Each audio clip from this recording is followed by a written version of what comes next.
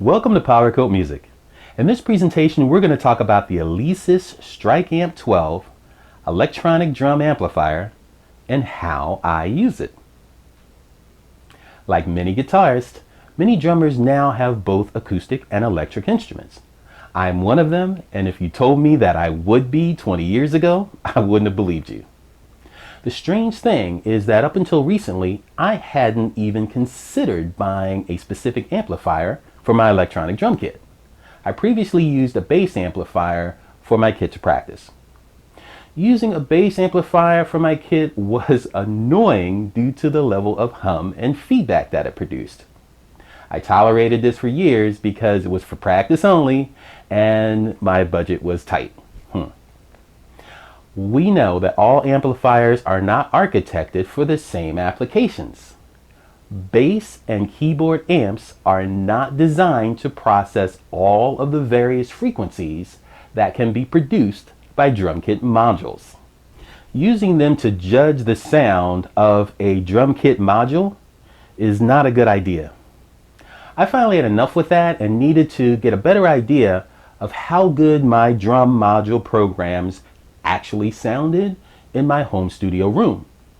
I also had some ideas I wanted to test in regards to miking and recording my electronic drum kit, so I took the plunge and purchased the Alesis Strike Amp 12. With this, I pole mounted the Strike Amp 12 above my drum kit, and now I'm able to get a great idea of how my various drum module patches really sound with noise-free clarity and good bottom end while practicing. I'm also going to mic and record the Strike Amp 12, much like you would a guitar amp, for specific productions that might require it. In this presentation, we're going to analyze the features of the Alesis Strike Amp 12. We'll check out the Strike Amp 12's technical specifications. We're going to review the different ways that you can configure the Alesis Strike Amp 12. And we are going to hear various sound demos from the amplifier. But first, let's check out the rear panel features of the Alesis Strike Amp 12. We start with the AC input. Connect this input to a power outlet. Now below the AC input is the fuse box. If the fuse is broken, lift this tab to replace the fuse and replace it with the fuse with the appropriate rating, or you could damage the unit. This is very important. Next, we have the power switch. This turns the unit on and off. And above that, we have the power LED, which lights up when the loudspeaker is on. Then we have the volume knobs. You turn each knob to adjust the volume of each input. Now for the inputs, they use a standard XLR cable or a 1/4 inch TRS cable.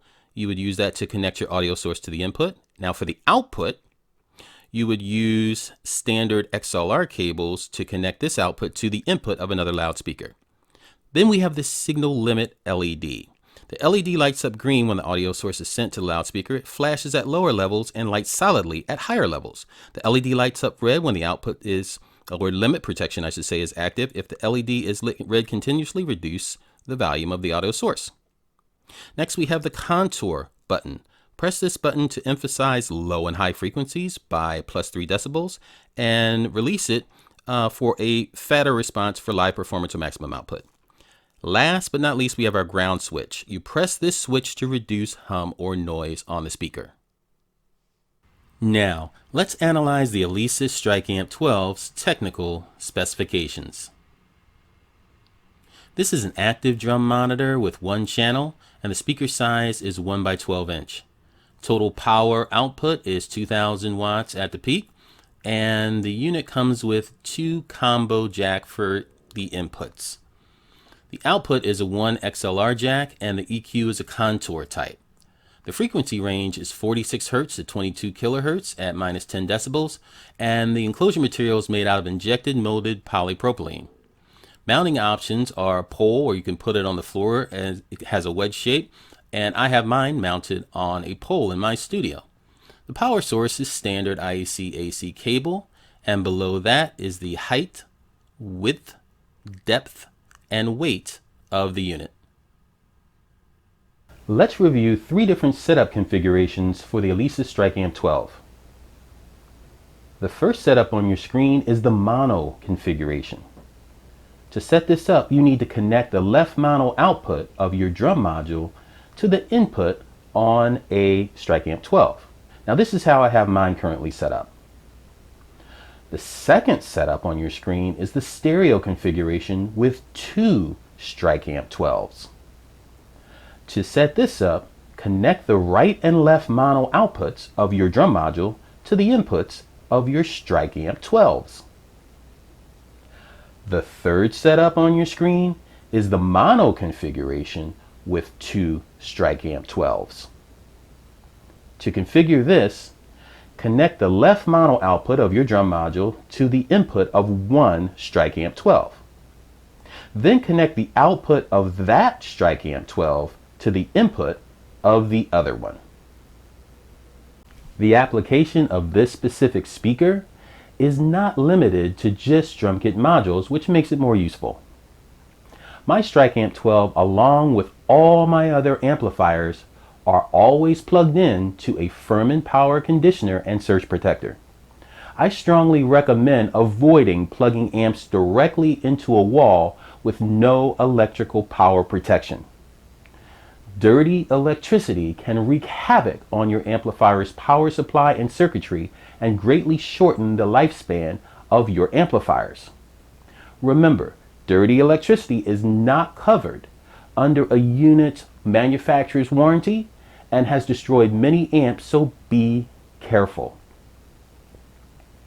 Now, we'll hear a sound demo of the Alesis Strike Amp 12 using the Alesis Strike Pro sound module and a Shure SM57 microphone.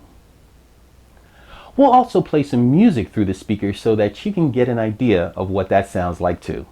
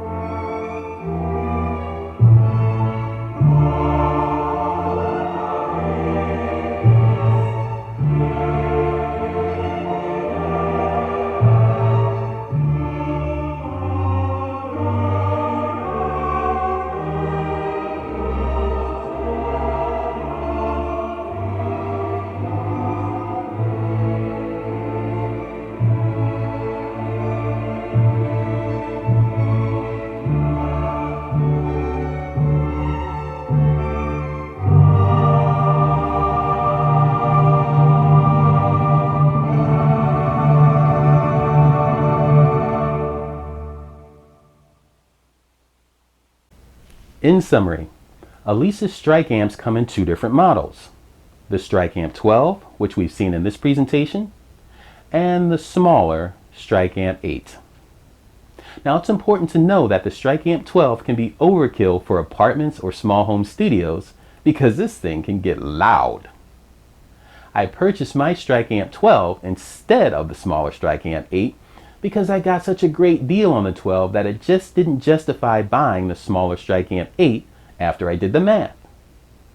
With this, though, I strongly suggest the smaller Strike Amp 8 for small home studios and apartments if you just want to practice and or if loud noises are a concern in your environment. Otherwise, if you gig regularly, then one or two Strike Amps may serve you well at your venue, as these amps must sound pretty good in stereo if mono is any indication. The Alesis Strike Amp 12 should work with virtually any electronic drum kit module. Well, that's a wrap.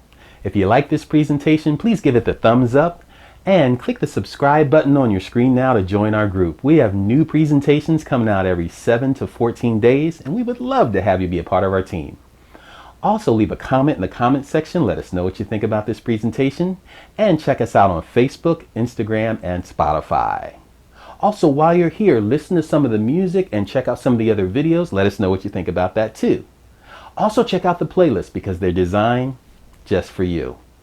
Thank you so much for stopping by. We really appreciate it, and we look forward to seeing you soon.